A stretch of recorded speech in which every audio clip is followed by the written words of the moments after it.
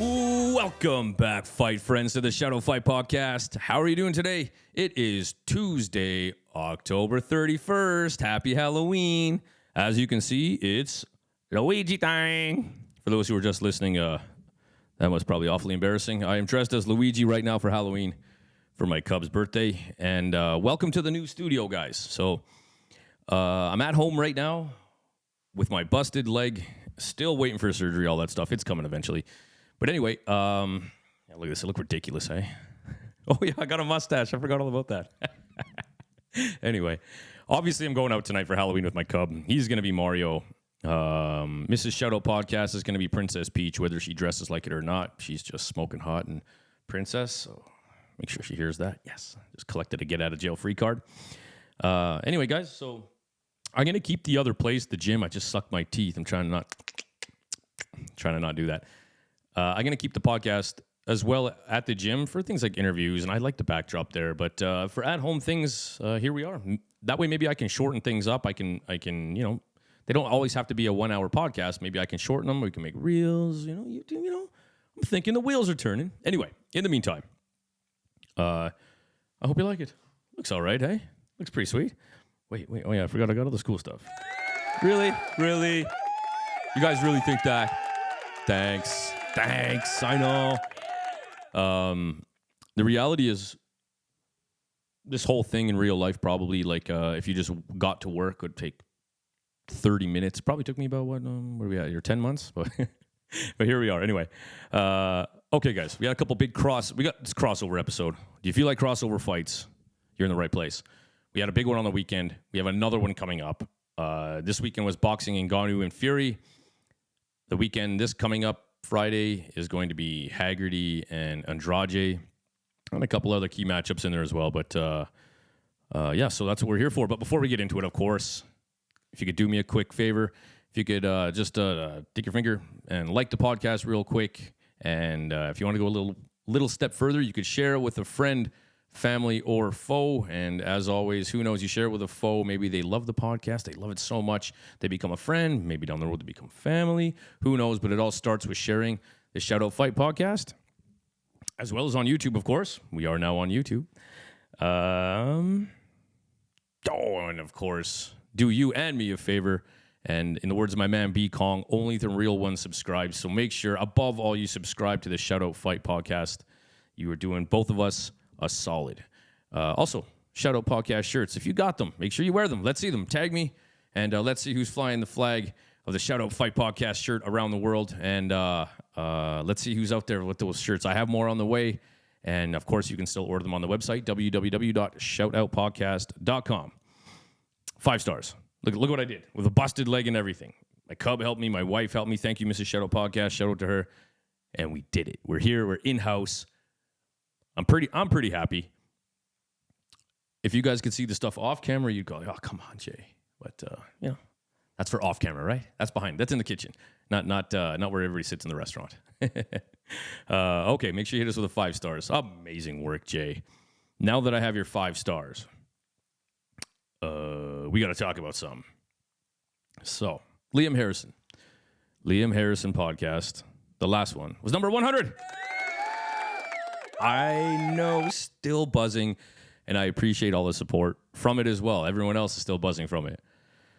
Now, I got to make a confession. That was not actually podcast 100.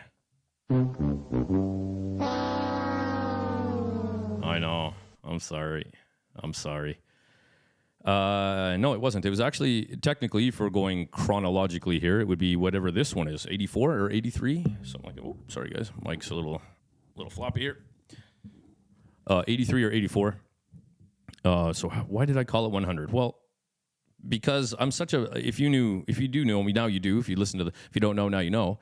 If you listen to the last podcast, I'm a big Liam Harrison fan.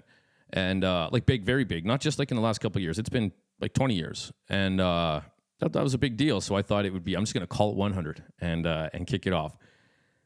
And, well, I didn't think anybody cared. And then I got a ton of messages like, wow, congrats, man, 100. And I felt kind of bad. Like, oh, man, I didn't steal it.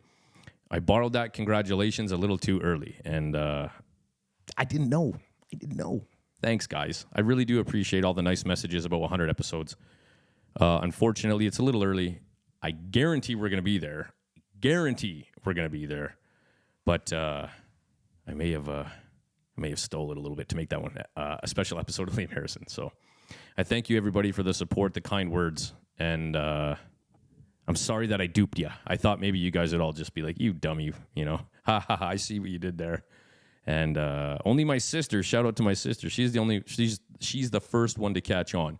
So, you know, did I miss 14 or what happened to them? So thank you very much, guys. And I apologize. So I didn't know you guys cared. Thanks. Let me have a sip of coffee here. Okay, guys.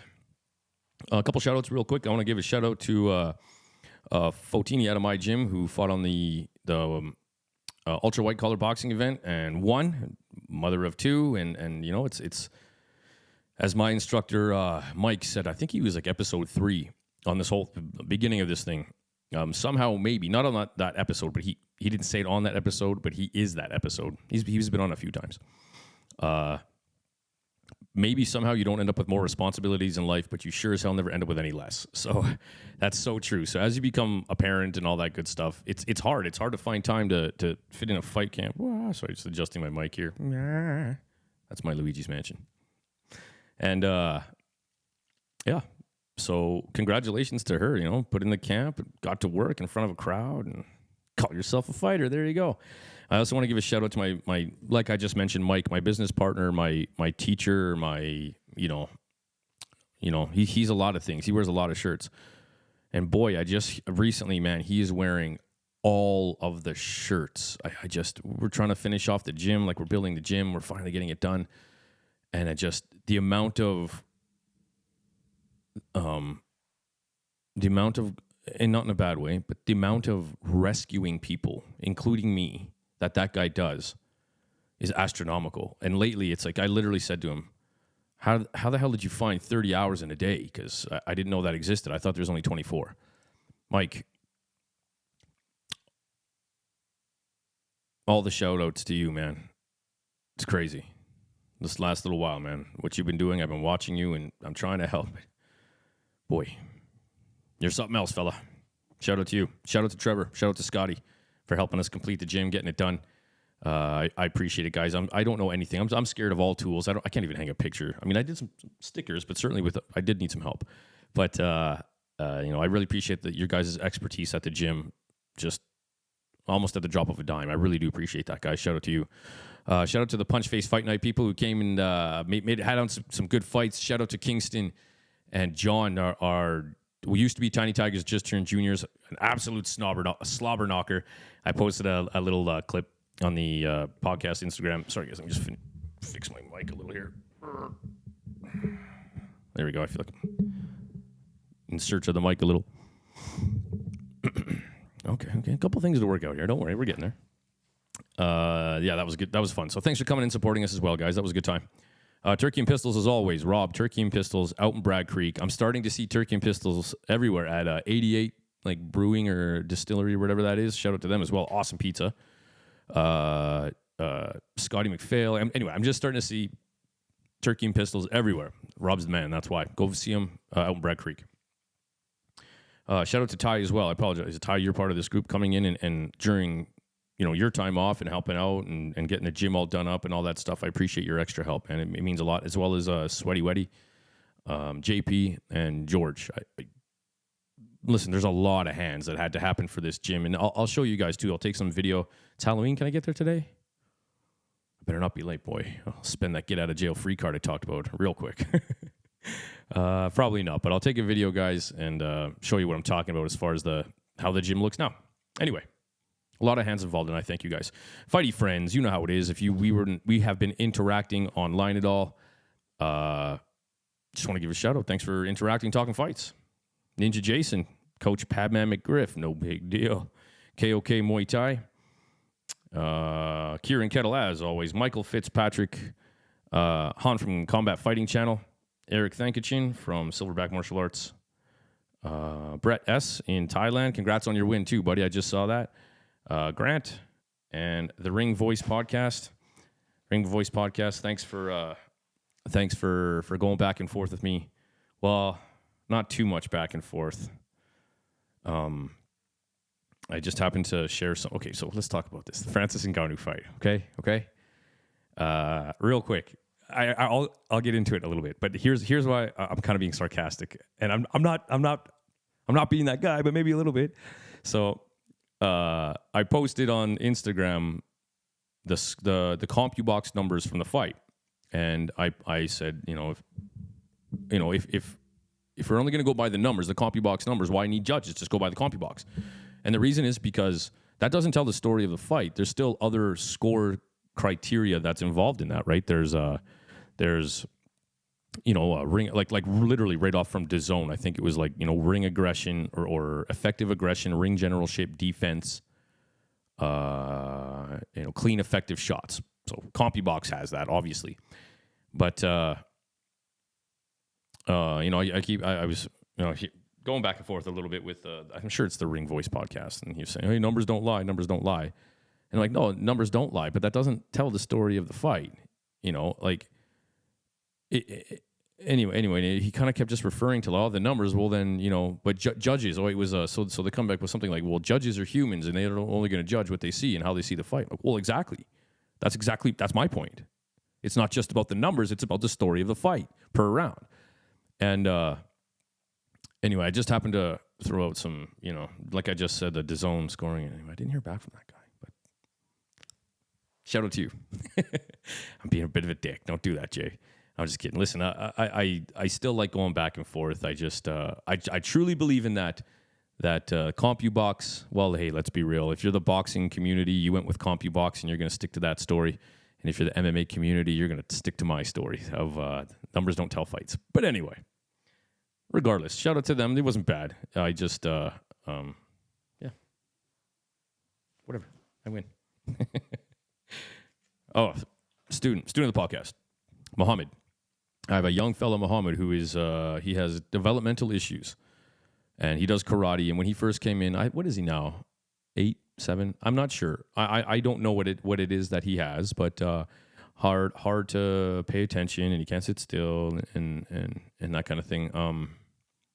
I don't know. I don't 100% know.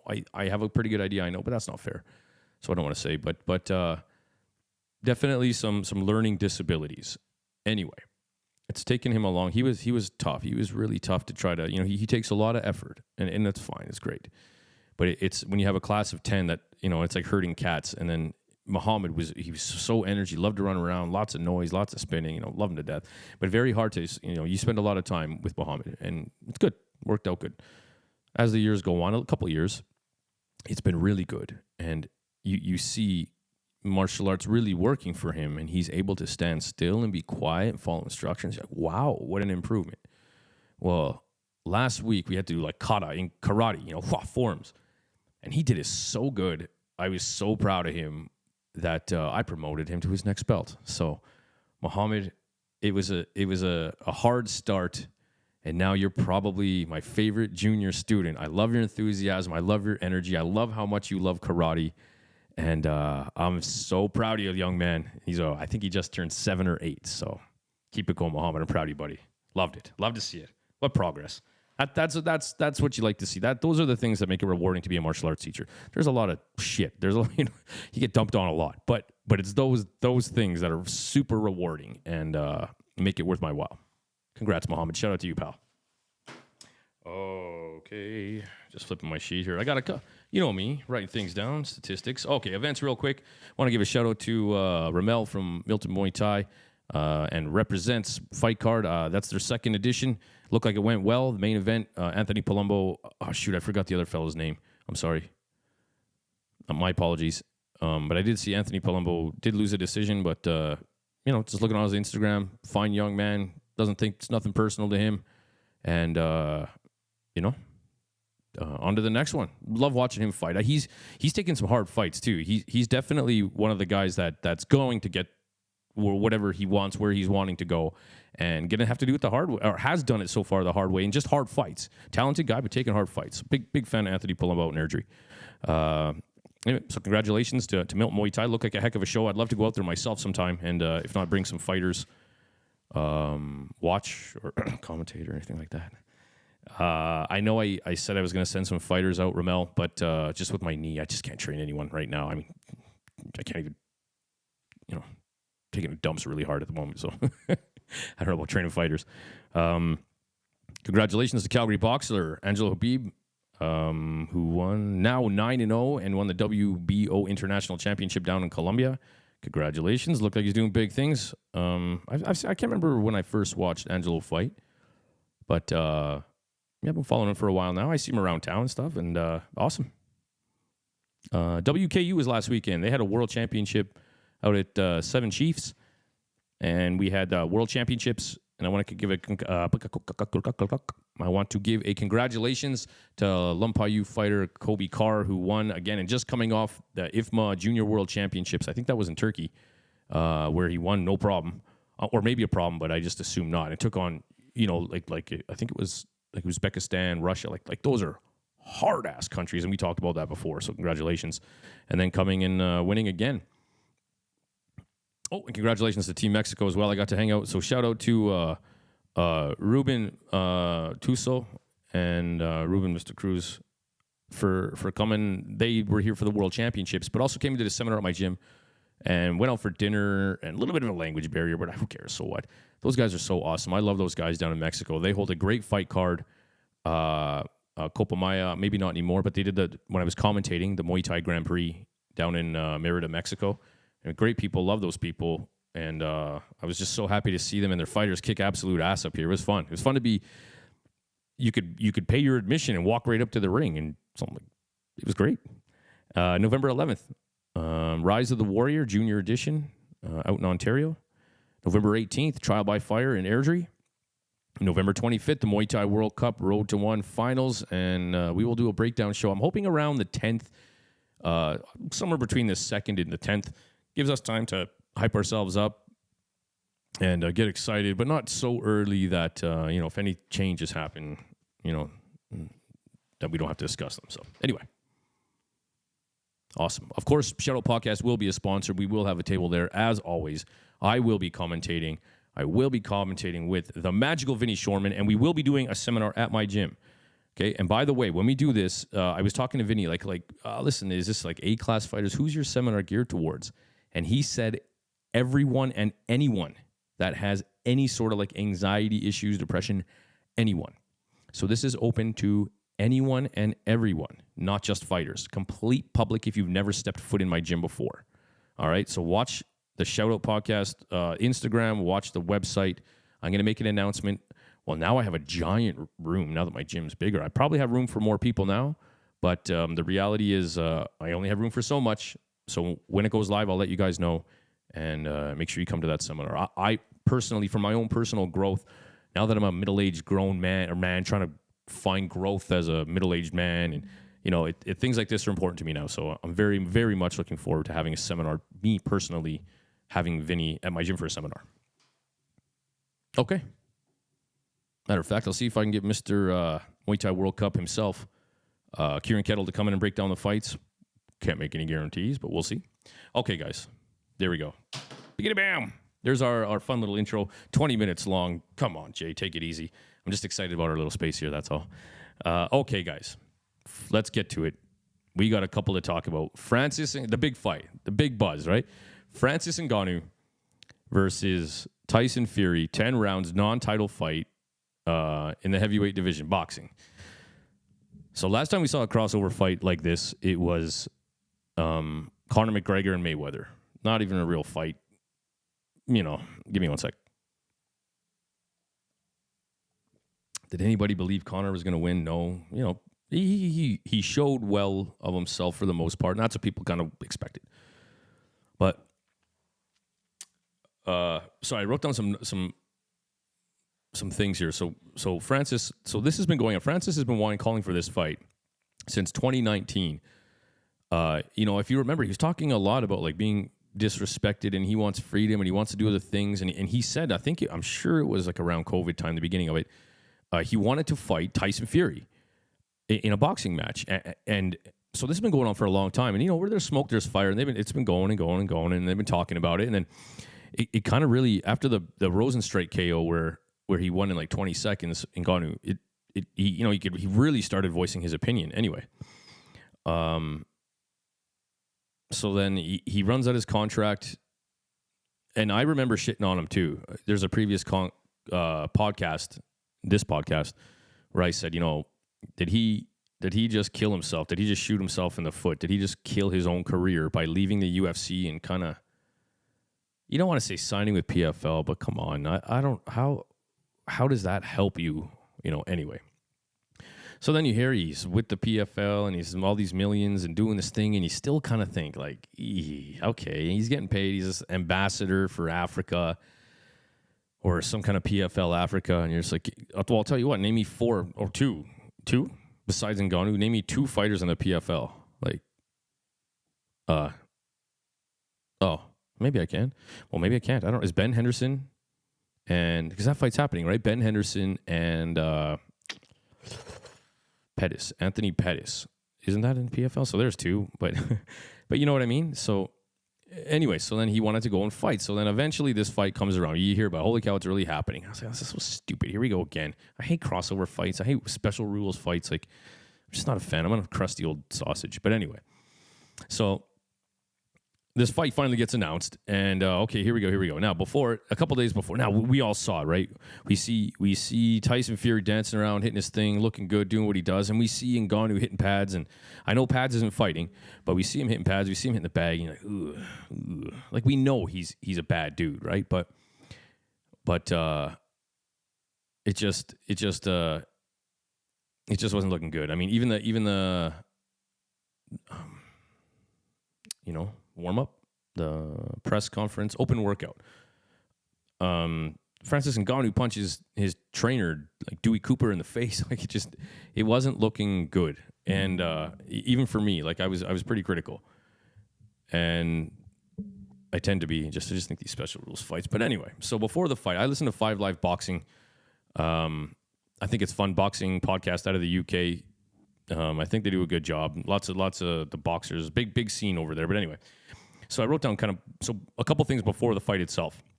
By the way, the Gypsy King, Tyson Fury, 35 years old, 6'9" from Manchester, England, 34 wins, no losses, 1 draw, 24 knockouts. The Predator, Francis Ngannou, 37 years old, born in Cameroon, now living in Las Vegas, 6'4", weighed in at 272 pounds, the biggest of his career. Now 0-1 in boxing, 1-0 in kickboxing, and 17-3 in MMA. Now, before the fight, first of all, Saudi Arabia. Wow, do they know how to host an event, hey? Holy cow. There's that one picture of I think I heard Steve Bunce from 5 Live Boxing say in that picture where it was just everybody and anybody, MMA, boxing, sports stars, Cristiano Ronaldo. There was 13 world champions, like 9 Hall of Famers. Anyway, it was crazy. Just the craziest picture you've ever seen. Completely bought and paid for. So it's not, I guess, not the most genuine pick you're going to find. I mean, I'm sure, Randy Couture, Chuck Liddell. I wrote down a few here. Prince Nassim, Oscar De La Hoya, Conor McGregor, Sugar Ray. Like, just so all legends. But, they're all paid to be there. But, hey, it looks fun. Don't get me wrong. If you want to pay me to be there, Saudi Arabia, I'm there. You don't even have to pay me that much. So before the fight, as I mentioned, Francis has been waiting for this for quite some time. Just a couple things that I took note of before the fight. And was a big reason why he did not want to sign with the UFC, re-sign with the UFC. He wanted the freedom, right? I want to go fight. I want to go do my thing. You lock me down. You don't pay me. I don't get the fights I want. I wait way too long in between fights. And if I say something you don't like, then I get shit fights or shit money, or you know what I mean? Like, and I don't blame him. I think that's like, isn't that the biggest argument that the fighters have right now? Anyway, that's a whole other podcast. Francis Ngannou has been working with Dewey Cooper, who is an old school kickboxing guy, but has been recently really hitting the boxing circuit and seems to be quite a main trainer there. I'm pretty sure out of Mayweather's gym, or at least that's his sort of home base, as well as working with Mike Tyson. You're going to learn a thing or two working with Mike Tyson. And Ngannou, I did hear, I can't remember, it was maybe on, it was some podcast. It might have been the MMA Hour with Ariel Helwani, where he just said, man, it was just so fun, so cool. And after day one of working with Tyson, Tyson said to him, hey, you tired? You know, sore? And he said, oh, no, I'm good. And so that day just absolutely put him in it. He said the next day I woke up just smashed. I could not lift my arms. Mike Tyson, listen, Mike Tyson is still Mike Tyson. Mike Tyson is still fucking Mike Tyson, okay? That's still Mike Tyson. Don't forget. And then we all know that Francis Ngannou, we were hoping for a good showing. Nobody thought this was going to happen, right? They kept talking about Fury and Usyk. Fury, Usyk. Oh, it's happening in December. Oh, it's finally signed. Fury, Usyk. This is, a good little tune-up fight. And real quick, I do have this. I think I read that Teddy Atlas had, before the fight, remember, had Fury winning by knockout within 8, 5 live boxing. One of them had, I believe, I can't remember who it was. I can't remember his name. Barry, I can't remember. Anyway, I said KO in 4. Shannon Briggs said KO after 5 later in the fight. And by the way, I can't remember his name. Barry, oh man, he used to be a boxer. Anyway, I like those guys. I like listening to them. But the funny thing he also said is, this fight, as long as it doesn't hold up the heavyweight division, then who cares? Go make your money, have fun, whatever. This silly fight. But he also said, not only should Ngannou not be in there, but Fury wouldn't even hire him as a sparring partner, let alone be in there with him for a fight. Like, they were nice. Everybody was nice to Ngannou, like these guys, because they were hanging out all week. They were in Saudi Arabia and saying, like, he's a super nice guy. I did certainly notice the couple of things, like they're not used to it. They just said he is huge. Like, his head, his shoulders, his arms, like Ngannou, when he took his shirt off, like everybody in that was around was like, oh my God, look at the size of him and his arms. Like, are you not used to, I don't know. Like, maybe we're just spoiled seeing Ngannou from the UFC, but I thought that was kind of surprising that they're like, holy man, like he is really big in the arms, like he's a really big boy. And I was kind of thinking, well, what about Anthony Joshua, man? He's thick, ripped, but anyway, I thought that was kind of weird. So, and then of course it was just a moneymaker, and they're going to be fighting. He's going to be fighting in the exact same arena once again in December versus Usyk, for the unification, is it? Heavyweight, I think.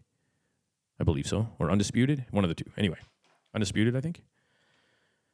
So those are my. So that was during the fight. Oh, was that 2? I hope so. Yeah, 3. Yeah, I got it marked down. I like to write things down. Now, I've said this before. I'm so bad at. I can get influenced by judging real quick. Or by commentators. Like, I like being part of the excitement, and so they can pull me into it. So I made sure this time I did not watch it live with the sound and then without. I from the very go from silent. So I heard there was a couple, like Timothy Bradley was absolutely terrible, which he tends to be on the mic. No offense, who am I to talk? Anyway, I haven't even heard the commentary whatsoever to this point. I have no idea. So I watched it. Silent. There you go. There's the word I'm looking for. Now, what I can say, a couple things I noticed almost right off the bat is in round 1, I thought Tyson Fury looked slow, sloppy, lumbering, off balance. It looked like he was like he was underwater. And Ngannou was not budging from any of his shots and not getting pushed backwards whatsoever. I thought that was telling immediately. Like, oh boy. Does it look suspect? I don't know. I don't want to say suspect. Everybody can have an off night, right? But boy, Tyson Fury looked terrible right off the bat. Anyway, so I had the fight. I scored the fight 96-94 for Ngannou. I had him winning 2 rounds. Now, I got to be honest with you. I thought this fight was shit. Like, just it was awkward. It was an awkward fight. Tyson looked bad. He was scared of Ngannou, in my opinion. You could tell he was very flinchy. And he would throw a couple punches and then blitz in and just smother and try to weigh on him and clinch. Dude, all these guys, these pundits and stuff, I love them. Like, they're so knowledgeable. But I do kind of wonder. I mean, I'm a pretty big fight fan. But I wonder when you start hearing them say things like This is Ngannou's first time. He's a novice. This guy's a fucking cage fighter and smashing people to bits. He had a little issue there for sure. Everybody has blips in their career. He had some stinkers and maybe was kind of working things out mentally, but like all of a sudden now, post fight, it's Ngannou's brand new to this. He looked great for a novice. Like a novice. Like this guy is smash. Hey, my Luigi gloves. This guy's smashing people in little gloves, and I mean smashing world-class fighters. He's no novice fighter. Boxing, okay, but they really laid that on thick, I thought. They really tried to sell that. But and so in saying that, it's like they were surprised that Ngannou Francis was like winning the clinch or not being able to push backwards, being bullied in the clinch. Like, I know you guys are so involved in boxing. God bless you. I listen to you religiously, but just take one step outside your world for a half second. I mean, me too. Practice what you preach, but come on, man.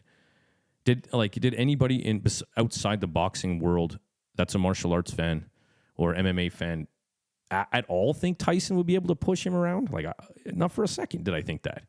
And then, the elbow, I heard that too, right? Ngannou's going to wrestle him. He's going to choke him. He's going to kick him. He's going to do some whatever.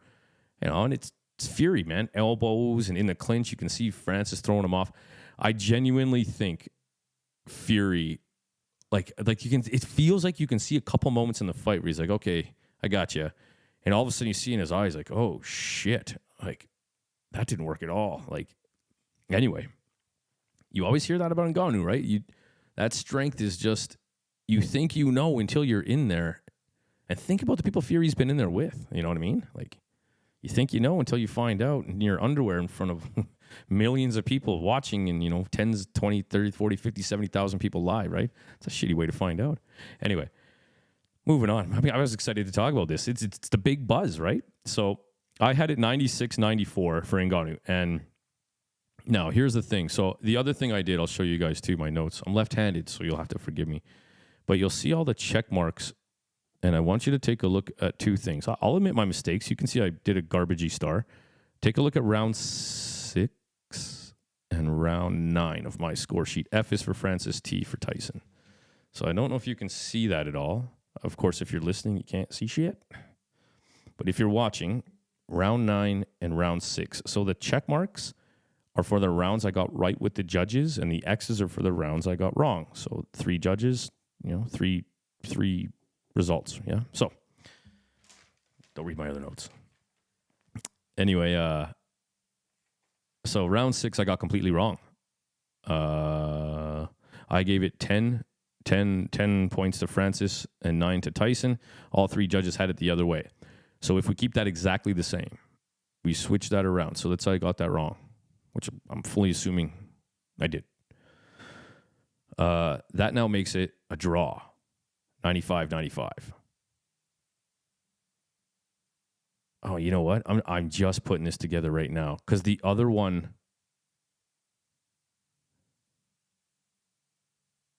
Oh shit! Hey. Okay, well, so I'll tell you what. The other one I did before I get there was I gave round 9. You saw I gave it a 10-10. Like, come on, Jay, don't do that, wuss.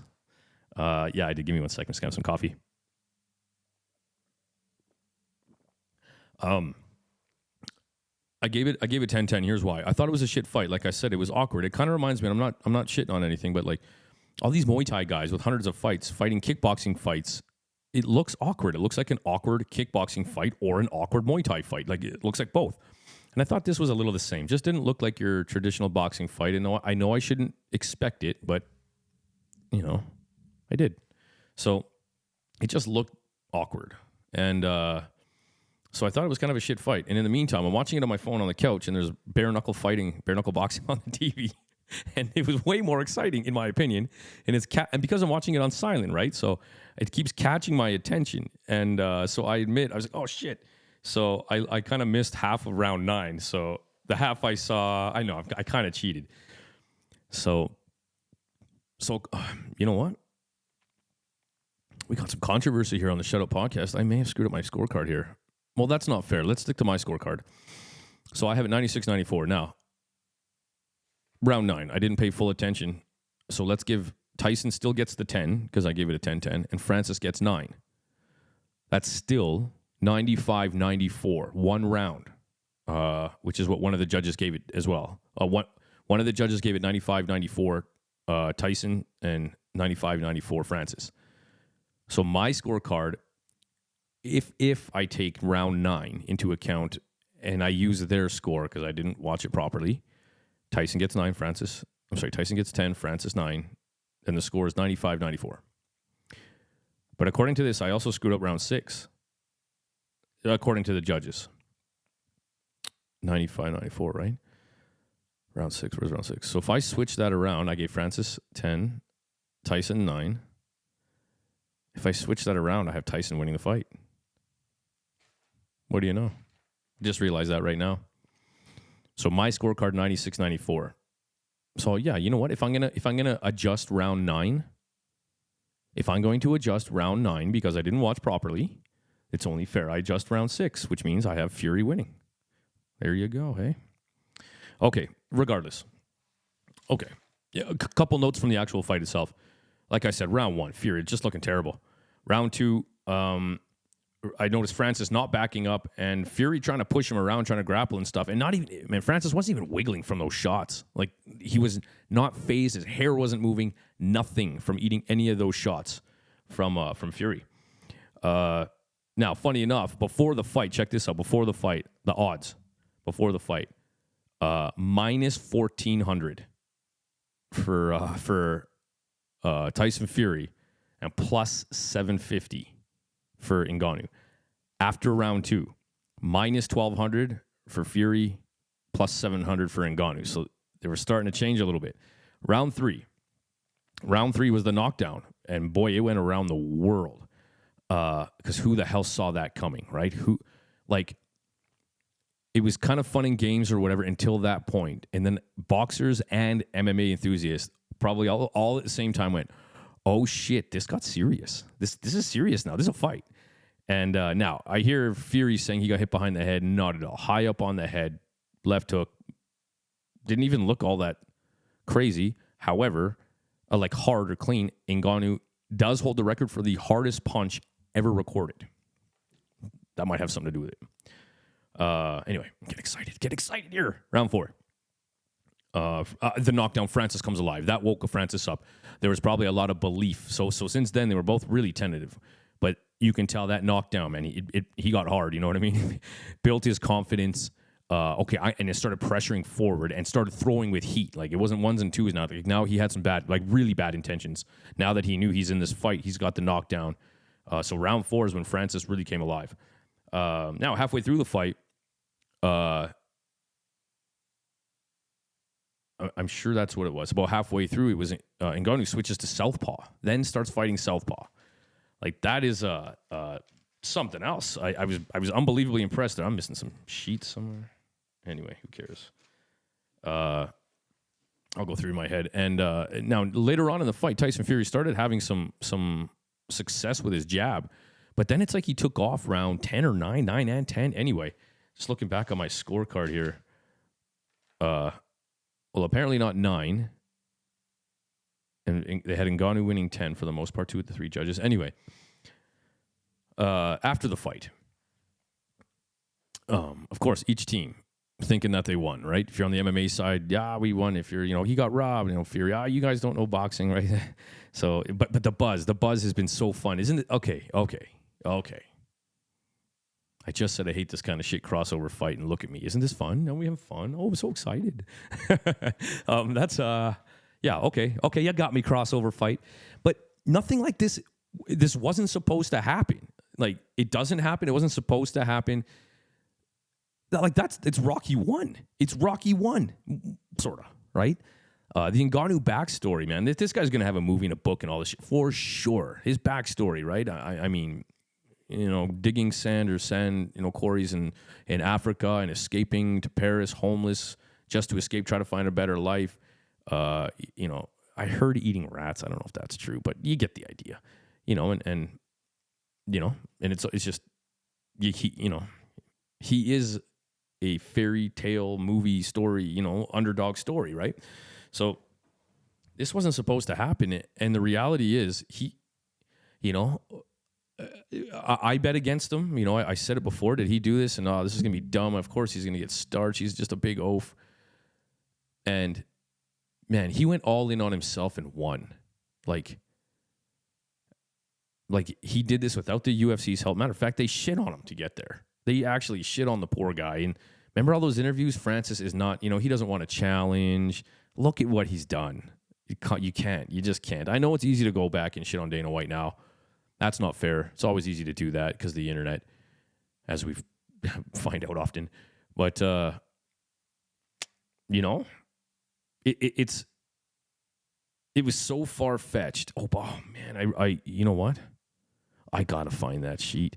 There's another sheet I have around here where the odds changed. And, I mean, they changed big. I'll try to find it real quick here. But this is bigger, in my opinion. Like, it's bigger than sports at this point, right?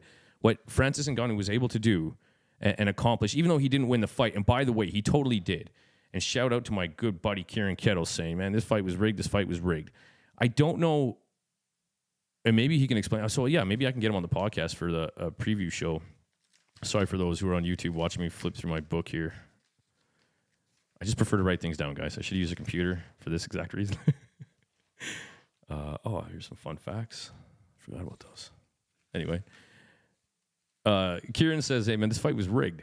It was rigged. And I hear what he's saying, but I guess I want to know how. Like, so Kieran, we gotta have a chat, buddy. I can't remember. Anyway, here's what I can tell you, that the odds changed. I watched it happen. I mean, I'm almost certain that by round 9 or something like that, or 8, 7, 8, 9, somewhere in there, the odds changed where Ngannou was the favorite. That's crazy, man. That's crazy. From 1,400, minus 1,400 favorite to anyway. So what do you mean by rigged? Like they set it up? Hey, Fury, like you're gonna sort of look like shit out there. No, don't do good. Like, or do you mean like the judges threw it? Because I can't see if it's like Tyson, in my opinion, I can't see why he would make himself look bad. You know, and then it's this sort of always this big MMA versus boxing thing. I can't see that.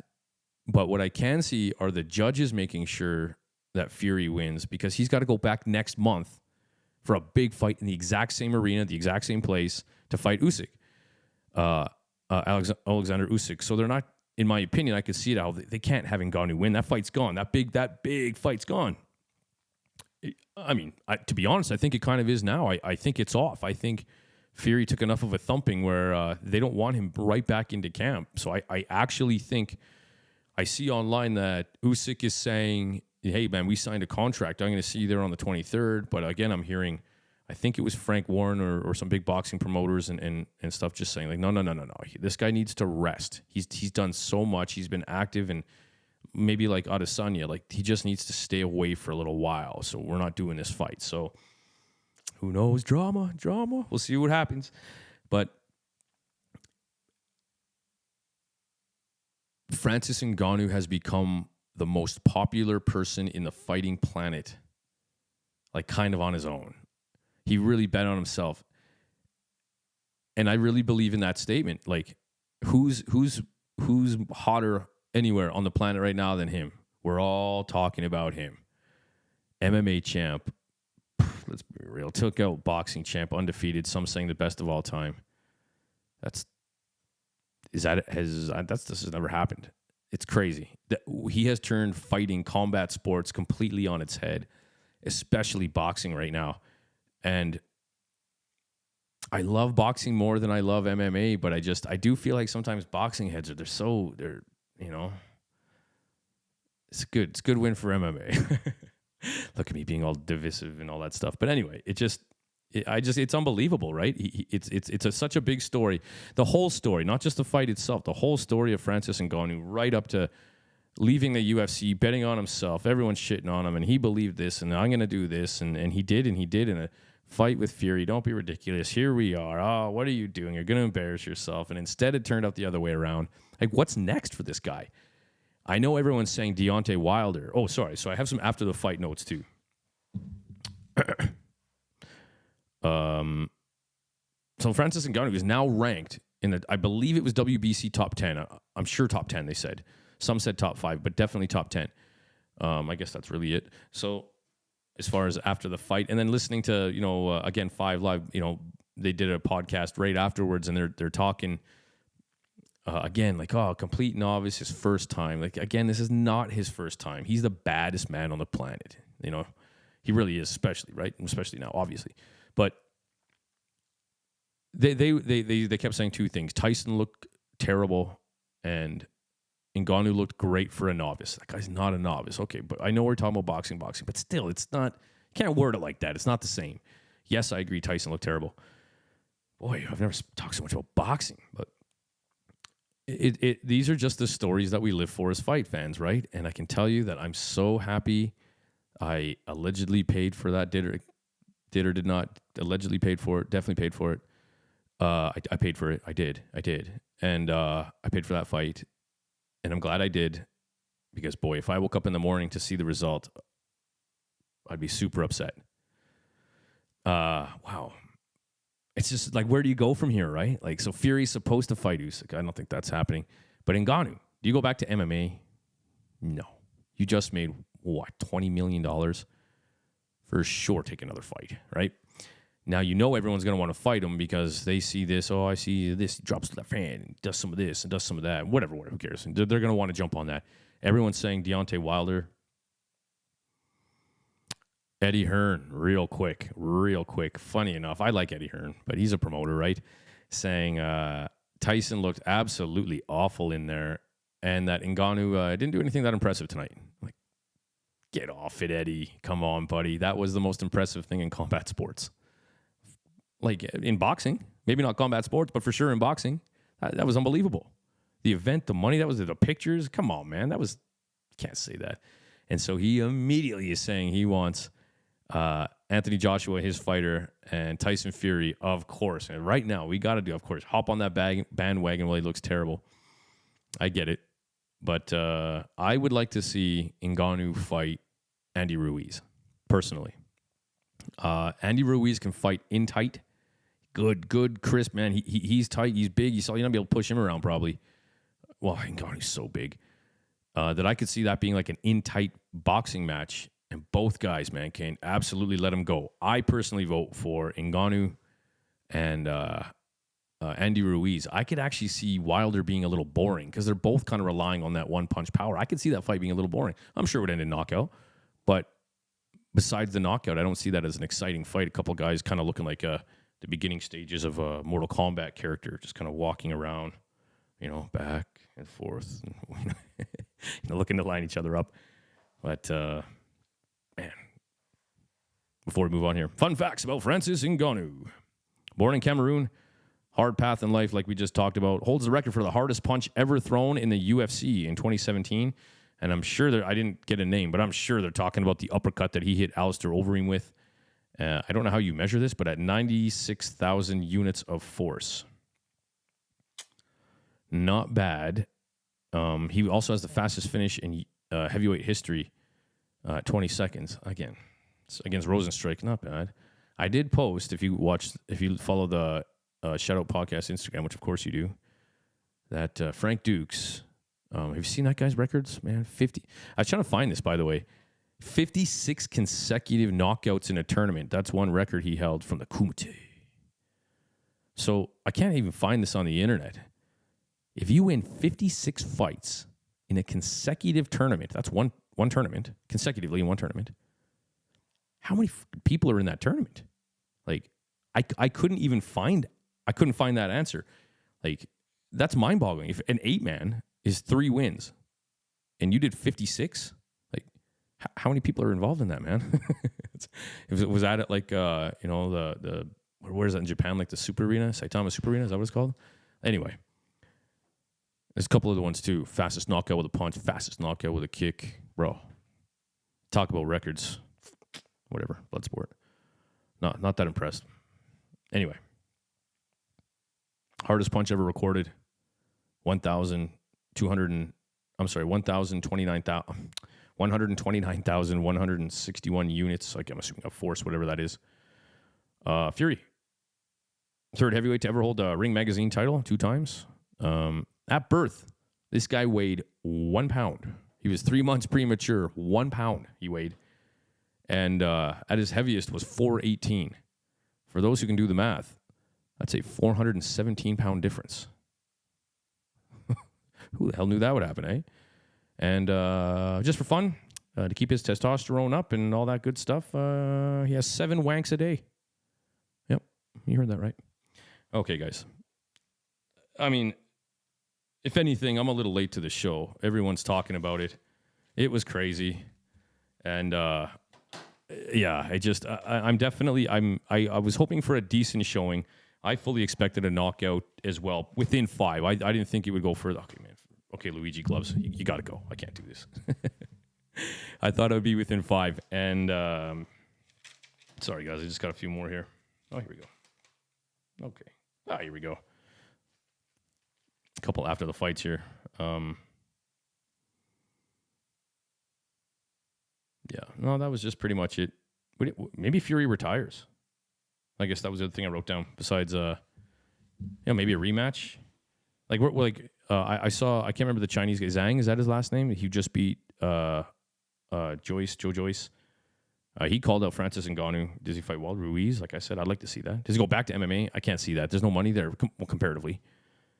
Or does he fight Fury again, rematch? Or does Fury retire? What does Fury do? Fury doesn't sound like he's going to be fighting Usyk. So I don't know how that works. But anyway, the other crossover fight, one fight night on Prime, Friday, February 3rd. In the main event, Johnathan, the General Haggerty, 26 years old from the UK. 5'7", 145 pounds now, training at Onolzi Academy. 21 wins, 4 losses as a pro, 12 KOs. He is the current and defending bantamweight 1 world champ, Muay Thai. Former flyweight world champion, WBC international champ, 2-time ISKA world champ, Roar Combat world champion. Last 5 fights, oh my goodness, we won't forget that one. Dude, I just came up with that right as I said that. Vladimir Kuzmin, Monkolpet, Arthur Mayer, and Taiki Naito. He's also fought Rod Tang, Same, Joseph Lasiri, Superlek, Kip Pontip, sorry. And he's fighting Fabricio Andrade, the Wonder Boy. By the way, if October is your birthday month, you share it with Mr. Andrade. Happy birthday. 26 years old from Brazil, 5'7.5", 145 pounds, training at a Tiger Muay Thai for the most part. 20-3 in kickboxing with 7 KOs, 9-2 in MMA with 7 finishes. He is a current 1 bantamweight MMA world champ. His last 5, John Lineker twice, I believe. Yeah, and then, yeah, that's right. 1 KO, 1 no contest, but I mean, he was well on his way. Kwan Wan Il, Jeremy Paquetin, Lee Kwai Wen. The one thing I did take note of as far as his kickboxing fights, though, Andrade, is according to Wikipedia, they're only Chinese in Brazil. He's only ever fought people from China or people from Brazil. Now, a couple things, in my opinion, that come to light right off the bat. Haggerty doesn't have his elbows and catching and kicks, right? Catching and sweeping. So those are some of his better weapons. They're taken away. I don't know if that really means anything, but, of note. He had a great kickboxing fight, Haggerty versus Naito, up on his toes, good straight punches, good in and out. He can kickbox. He's obviously more of a Thai boxer, but of course he can kickbox as well.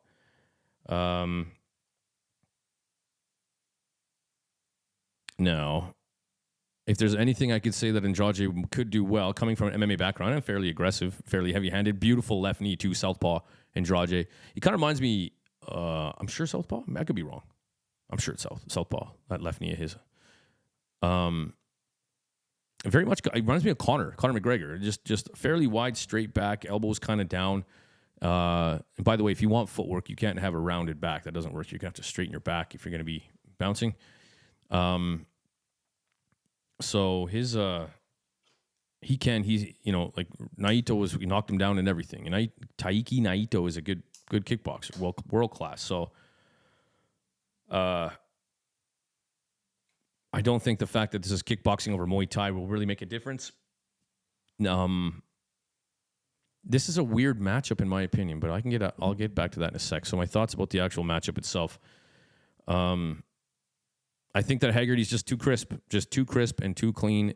MMA, the striking for the most part is just not as refined for obvious reasons. It's not a knock on MMA. It's just not as refined. So now you're going into a art that is, tends to be more refined for strikers. Obviously. I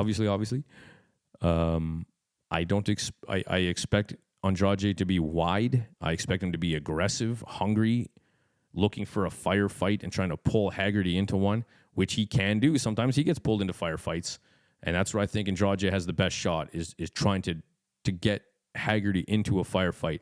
Haggerty's front kicks, his teeps, are underrated, even though they're mentioned a lot. I still think that's probably, in my opinion, his best weapon, his front kick, his teep.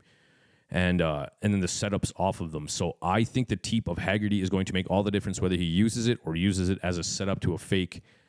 I think I see Andrade having a real, and he's, in my opinion, maybe going to be, well, if he's too square, like a wrestling, whatever, too low, too square, he's going to get front kicked to death, body and face. If he's too sideways, he's going to get low kicked to death, or swept, right? A kick in the back of the leg. So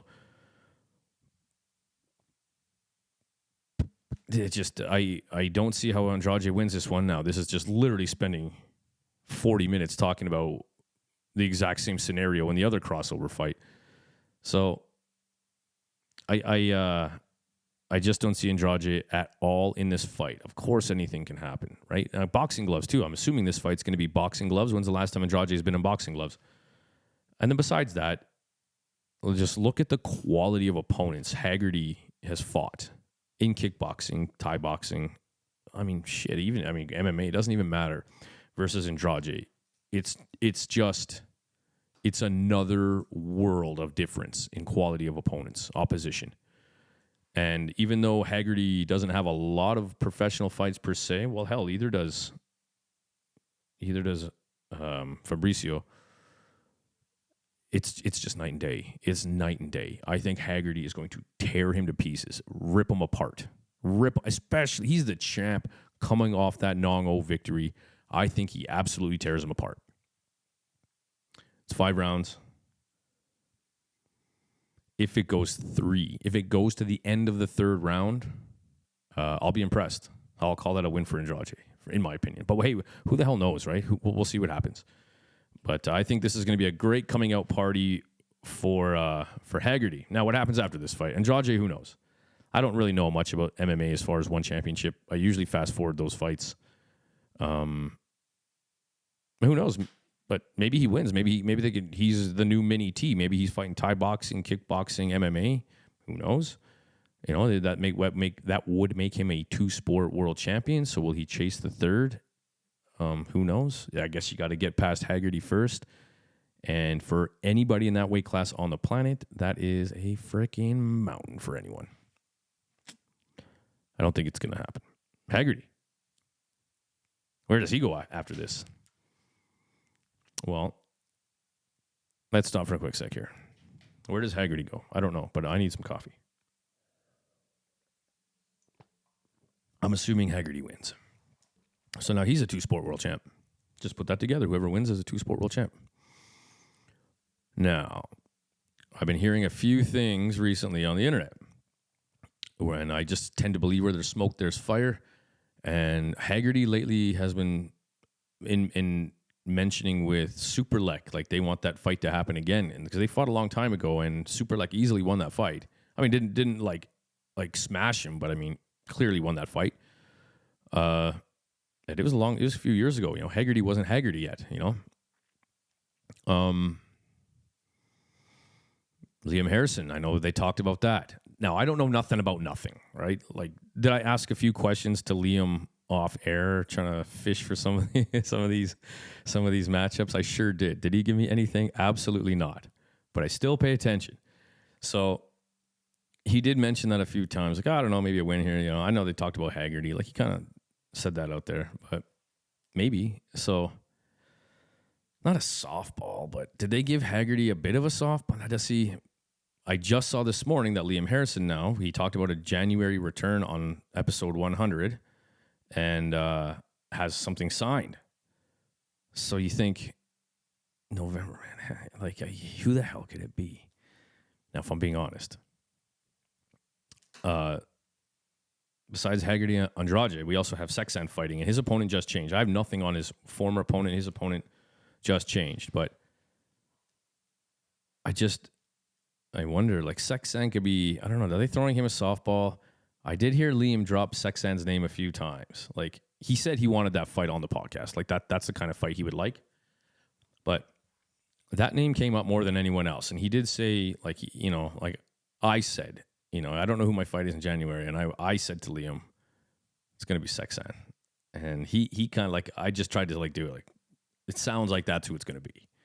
But he right away said, no. I can't get down to 140 right now. Like, my first fight can't be at 140. I'm going to have to probably do 145. So who knows? But I feel like sort of in that circle of people there, between, geez, what happened, Jay? Haggerty and who did I just mention? Sexan. Between those two guys and Liam Harrison, maybe Felipe Lobo, who knows, but Liam himself said he's only got a couple left, so they're going to have to be something that gets him up, and I think either one of those would be unbelievable. I don't think it's Haggerty next. I'm just going to go out there and say Sexan, but I really don't know. I mean, Sexan has a fight this Friday, so I mean, I don't know. I don't know. It's hard. Don't know. Anyway, who knows? But I'm just trying to do the MMA math, right? He hasn't fought in a while. You did say that. These kind of look like some, not softball fights, but, you know, questionable matchups. Anyway. And so, I don't know. Okay, guys. And then we had the catchweight fight, 140 pounds. Sexan, the man who yields to nobody. Here's the other reason. Making his U.S. primetime debut, Sexan. So they're pushing him. I'm smelling it, man. I'm smelling it. Sexan and Harrison. Who knows? If I'm wrong, I'm wrong, but that's just my guess. 34 years old, from Thailand, 5'7", 199 wins, 74 losses, 6 draws, multi-time Rajat Amnam Fight of the Year, 2-time Rajat champ, Omnoi Stadium champ, Channel 7, IBF champ, 4-time One Performance of the Night. And he's on a 12-fight non-losing skid. Not winning, but non-losing, because he had a couple draws. Now, I didn't write down who he's fighting now, but he was going to fight somebody named Johan Estupinan, 21 years old from Colombia, and that's all I got. But I saw the replacement this morning, and I don't think it's somebody I still don't really recognize, so I'm still calling it. I know nothing. I know nothing of nothing, about nothing, and my opinion, isn't even worth the 2 cents. I think Haggerty Sexan is next. Anyway. Other than that, the other big premier fight that was going to be on that was Sinsamut versus Liam Nolan rematch, which I was really looking forward to. But again, I woke up this morning, I see Sexan has a new opponent, and Sinsamut has a new opponent. So it looks like both these guys, are making their first time go in one championship. So again, a little bit of strange matchups. But there you go, guys. Crossover fights aplenty. I'll even go ahead and say if Haggerty Andrade is half as exciting as the last weekend, I'm done shitting on crossover fights. I'll do it. I'll support it because I love the buzz coming off it. I'm listening to everybody, just their opinions and what they think, and if we can create some same buzz, then I'm in. But let's see what happens after this weekend. Other than that, guys, around the rumor mill as well. Speaking of guessing fights, I do happen to see everyone's asking who's Nong O's next opponent is, and I think people were saying they wanted him or it was Nico Carrillo to fight somebody else. Anyway, I just feel like where there's smoke, there's fire, and I can see a lot of the comments on Instagram and stuff saying, "Oh boy, it's going to be Carrillo and Nong O next." Oh man, I hope so. I don't know anything. I just like reading the comments. I learn so much more reading comments than I do posts. That's something I've learned. Okay. All right, guys. That's it. Wow, I thought this was going to be a half-hour podcast, but that was pretty fun, hey? The Tyson Fury thing. Go watch the fight. Try and score it for yourself. See what you think. Like I said, I was distracted. I had my cub playing Super Mario Wonder beside me and BKFC on the TV. And fights on my phone. So I clearly messed up a couple rounds. All right, guys. Happy Halloween. Stay safe. And if you're Bowser and you see Mario and Luigi coming your way, nothing personal. It's just business, but we might have to absolutely beat the shit out of you. So I'm just kidding. Happy Halloween, guys. See you after the weekend. We'll see what happens. Enjoy your week. Happy Halloween.